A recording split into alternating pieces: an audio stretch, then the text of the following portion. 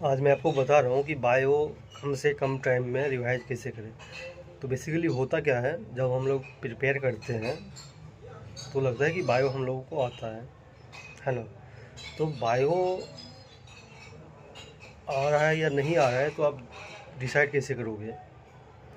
तो क्या जैसे नंबर आपके टेस्ट में मान लो 200 के ऊपर आ रहा है, आप कोई भी टेस्ट सेक्शनल या फिर फुल टेस्ट दे रहे हो तो उसमें 200 के नंबर 200 से ऊपर आ रहा है तो समझो कि आपको कुछ 50% के करीब बायो आ रहा है, समझ रहे हो।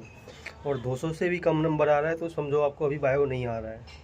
मैं ऐसा क्यों बोलता हूँ, क्योंकि बच्चों को क्या लगता है, मान लो कुछ बच्चों को 200 से भी नंबर कम आ रहा है बायो में और वो फिर भी सोच रहा है कि मेरे को बायो आ रहा है और कर लेंगे। तो भाई ऐसा नहीं होगा। बायो को आपको सीरियसली टाइम देना होगा। आप एनसीईआरटी रटने में लगोगे फिर नहीं होगा। हाँ, एनसीईआरटी का जो लाइन है वो याद होना ही चाहिए, क्योंकि उसके बिना तो होगा कुछ नहीं। सो एनसीईआरटी का लाइन आपको याद होना चाहिए। बाद बाकी अगर आप टीचर से कोई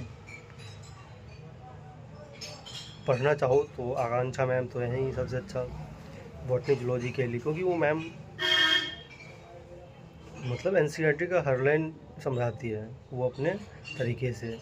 एक्स्ट्रा तो कुछ अगर उनको बताना हो तो बताती ही हैं, बट एनसीईआरटी में एक भी पॉइंट ऐसा नहीं होगा कि जो वो आपको एक्सप्लेन नहीं करेगी। ओके, सब लोग देख लो।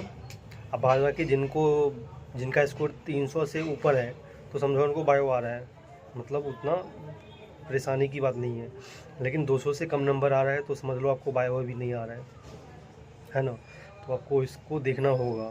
अगर नहीं देख रहे हो तो समझो फिर आपका सिलेक्शन नहीं होगा। Okay, so thank you, take care, जय हिंद।